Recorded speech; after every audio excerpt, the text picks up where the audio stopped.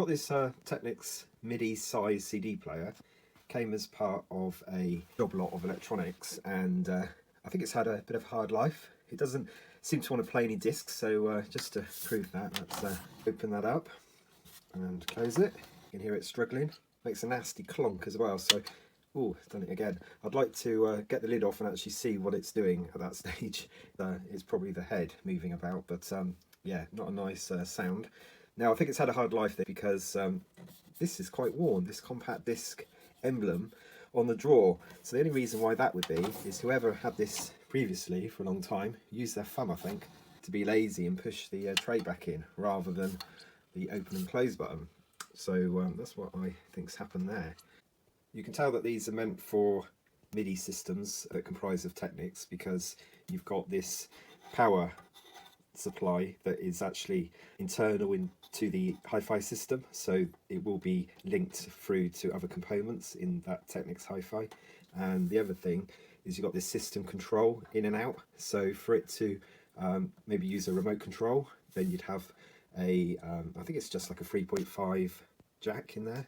So that's what that is on the back. The tops of the screws don't look marked, so I don't think anyone's had this apart. I think the feet are deteriorating on this because it's leaving a bit of a trail on my desk here. So that's not great, but it's old, so I'm going to let it off the hook. Alright, let's first look inside. So as always, mind yourself with the power supply end, and obviously where the power goes into the board as well. Any big capacitors will likely fry you if you touch them. This looks like the loading part. That's a hefty bout there. Let's get the power back in. I just turned it on at the wall. It seems to be doing this start-up sequence before it even lights up the display. It's interesting, isn't it? Almost too keen there. Oh, I like this. I'm a little bit careful with this. Can I just put that back? I think I can. Wow, that's pretty cool. Some of these CD drives are quite sought after, and some people will buy this particular model to replace a fading drive in a different player, different make. So I like the way you can just flip that top part back and get really quick access to the laser. So yeah, first things first, let's have a go at cleaning that. So I have cleaned it, and no visible dirt seemed to come off of it. This is actually a Philips CD M4 assembly, kind of free floating thing. Yeah, a little bit like the CDM2, which I looked at recently. Oh, now I hadn't seen it find a CD before. I've obviously cleaned something off. You hear that mechanism really clunking away there. It's really wanting to go for it, isn't it? Let's give it a quick second clean then, because to see this detecting the actual table of contents is quite something. When it's clunking about, it's obviously hitting that back part. Makes a different sound on the centre bit, but the back has definitely got that loud metallic sound. Let's fold this carefully down. And so I never knew that they did that as you put a CD in and make it look like it's off. So when you do power it on, it's already got the disc details on there. It really wants to play it, doesn't it? Not quite there. Okay, a bit of a clean in the t-shirt, and back in it goes. It really wants to play, but it can't. So could it be dust inside the actual laser pickup itself? And can I blow any of that out, if there is any? It's not particularly dirty though inside, it's pretty clean. Obviously you're always going to get a bit of dust coming in every time you open up the door. It's not particularly happy, is it? And I don't like this bit here, where it still spins it as it ejects it. I've had a look online, and it seems that this is definitely worth trying to save and make work. The reason why is because the CD transport is really over-engineered and very long lasting when everything is kind of working fine. And I think the issue, possibly from what I've read, is down to this board here, which is the control board for the reading of the discs and obviously the spinning of the motor and everything. So there are some capacitors to check for on here, and that's where I'm going to start actually. So I'm going to take this out and start having a look at anything I can change to enhance the reading, because it does seem to want to read. Obviously giving it a little bit of a clean has kind of made it more hopeful to me. It's probably just on the edge of reading, and it just may need some help with some decent capacitors. So anyway, that's my plan, and I will take this apart now and start to look at that board. Take the front cover off in terms of the couple of screws, and you can basically leverage the top part of the tray, the kind of tray stop thing, and that will allow you to separate this part from the actual front.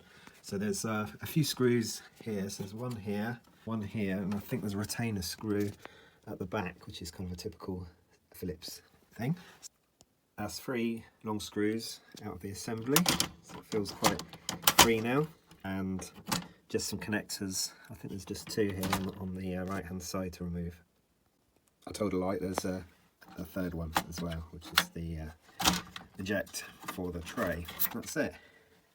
Something's fallen down there. I think that's just the post that holds up the back end of it, so that should be straightforward to put back in again. And that's the back of the board. It's the control board for the CD. And there's a couple of screws by the looks of it, attaching it to the rest of it. So looking here, there's a couple of capacitors. Are they the same? 47 microfarads. Yeah, they are. I think that they get changed.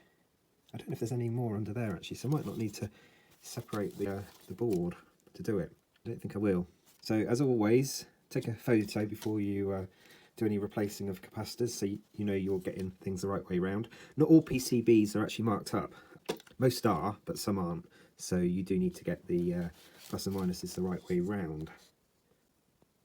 So just showing you, just soldered those new ones in place, and need to snip off the ends, and then I will reassemble it. So put things back together, except for obviously the front bit here, and everything else is kind of screwed in, so it should be relatively safe to attempt to use. So that's if those capacitors have had any effect, shall we? Still don't like that sound. It's still discovered the tracks. So there you have it. Capacitor change, and not making much difference. At least they're done. It's kind of shifting to the right position, but not reading very well. I'm going to look for my compressed air if I've got any, and give that a go. Let's have a final test now then. So let's pop that back in. So we're listening out, aren't we, for clunking sounds. It seems to have found table of contents, and it seems to be playing. So I'll explain in a minute the kind of things that I did and what I think might be a bit of an issue with it. And so obviously went and changed the capacitors, and that didn't seem to do anything, but who knows, it may have brought it a little bit kind of closer to working. Now the other thing I did, I could not find an air duster in the house, so I just did the old trick of blowing out over the laser, and you've got to be very careful if you use your own breath, because these you can leave some spittle on the lens, which isn't very good obviously, and it may even get inside, so yeah, you have to be a little bit careful.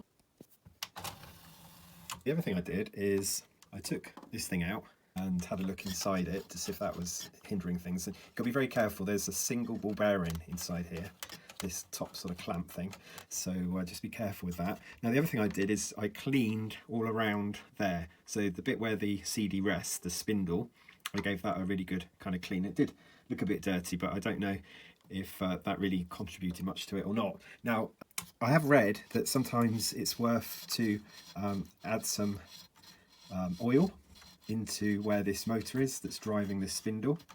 So I have not done that at the present time. I've got it obviously starting to read CDs now, which it wasn't doing beforehand. So I think the first thing I'm going to do is leave it on for quite a long time. I'm going to cycle it through lots of CDs and just see if it's an age thing, if perhaps this CD player has not been used for a really long time and it just may need kind of breaking down in there and loosening things up a little bit. So that's my kind of theory there, and that's probably where I will stop with it for now. So I'm going to get the lid on this and give this a quick test on the hi-fi.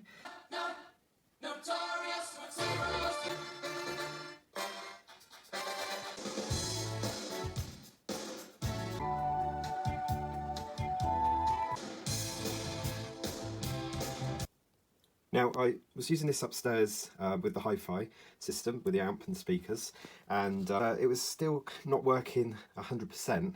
Some CDs it was fine, but some of the, I suppose, the more newer ones, it was kind of having trouble. Sometimes reading them and then sometimes just moving between tracks. So what I did is I did take it apart again and I changed a few more capacitors. So I'll show you some pictures for those now.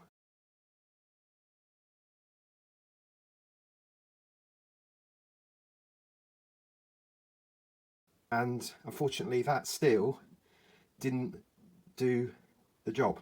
So it was still kind of struggling. I don't know if it even made it slightly better. I couldn't really tell. But what I decided to do was have a look at the back of the player, and inside there's a couple of pots. There's one for the lens beam and one for the focus. So what I did is I increased the lens beam, so the strength of the lens, the laser, increased it tiny amounts, and then it started to kind of improve. But you know, it's still not great, so I decided to just tweak the focus. So I made that a positive change. And when I'm talking about really small movements here, really tiny ones, and then trying out and seeing where I was. But yeah, it started to sort of play okay. So just to show you, that's probably one I was playing yesterday that was kind of working fine, but it was taking a little bit of time to kind of spin up. There you go, straight away, and then very quick. So I guess what I was doing is I was also listening out for clonking sounds, because I know that that's when obviously the flying laser pickup head gets into a bit of a twist when it can't find what it's looking for. So that's what you can hear on these kind of Philips based CD drives. You can hear them kind of clonking against the internals. So there you go, let's try that. So I don't know obviously if the tweaking is going to make this last any length of time, because obviously when you raise the power to the lens, you may just kill it in the end. Now, I've been very conservative in that I've taken it in very small steps. So you can see it seeking pretty quickly now and working reasonably fine. Now, I'm not going to say it's going to be 100% for all CDs, because some CDs may be quite heavily scratched or worn, and others might have slight issues because of their age, and you do get it with some CDs. It's not obviously as common as some DVDs, and obviously HD DVDs were pretty terrible, weren't they, for failing. And I hope you enjoyed watching this video. I shall do some more in the future. Please like and subscribe, and please give me some tips and information about these players if you have them for me. Thank you very much.